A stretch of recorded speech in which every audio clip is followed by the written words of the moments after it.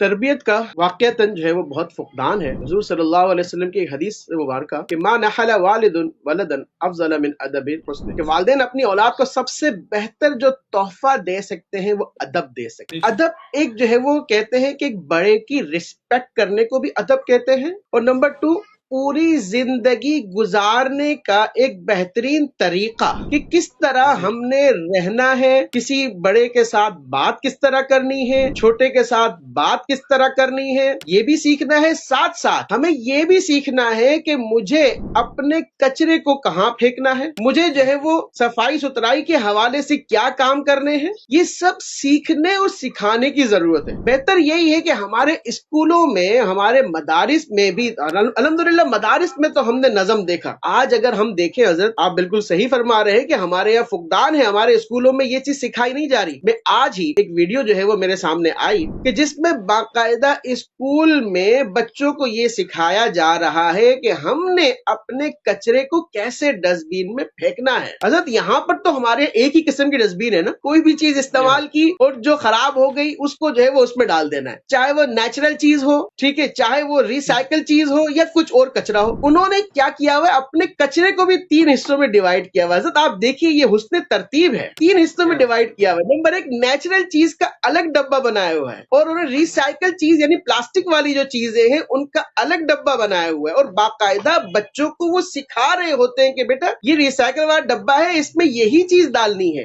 اور باقی کچرا الگ جگہ پر جو ہے وہ ڈل رہا ہوتا ہے۔ تو اس کی بہت زیادہ ضرورت ہے کہ ہم یہ چیزیں بھی سکھائیں۔ سوشل میڈیا پر سب سے قدیم اور سب سے ریلائبل برانڈ درسقرآن.com